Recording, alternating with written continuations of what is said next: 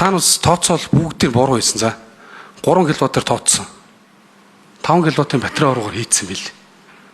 Хүний өдөртөө хэрэгэлдэг эрчим хүчний нэг киловаттын тооцоолыг хийж чадахгүй та нас ингэ шийдвэр гаргаж байгаа юм. Айлуудаа сонгож өгтөөцсөн та нас буруу хийж өгсөн бил. Тэг бүхэл бүтэн ийм нэг төслийг жил давнуулаад хэрэгжилж шээ та нас. Одоо сайжруулна яриа сууж. Тэний ичих хэрэгтэй шүү дээ. Тэр сонгон шалгаруулсан тэр компани чинь дахиад тэр 3 хэсэгтэй компани байл шүү дээ. Очоод харсан шүү. Ийм арчаагүй байдалтай болохгүй шүү. Бүхэл хөнгөлтөө төсөл хөтөлбөр зээл бүх юмыг нь том олигархууд хуваагаад авчдаг. Одоо 5 дахь төрс дээр чинь тийм л байгаа шүү дээ. Түүхэн эдий чинь цаанаас нийлүүлээд яаж татвар хөнгөлөлт авч байгаа шүү дээ. Нөөдөл төлөхгүй байгаа шүү дээ. Асар их мөнгө шүү дээ. Гэхдээ та залуу хүмүүс энийг зөрөгтэй хэлэлтэй. Тэгээ болиул хэл та хэдүүлээд хүү.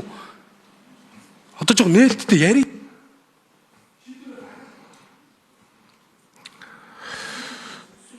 За 4 номыг хариулъя. За очирот гишүүнтэй бол санал нэг байна уу? Энийг бол ямарчсан бид нэр өнөөдрийг хүртэл бол энэ Улаанбаатар хотын асуудлыг бол уламжилж ирсэн. Одоо намайг дунд сургуульд байхад л Улаанбаатарын хотыг л ярьдаг байсан. Энэ явсаар 20 жил явсаар агаад бид нар дээр одоо ингээл хүрээд ирж байна.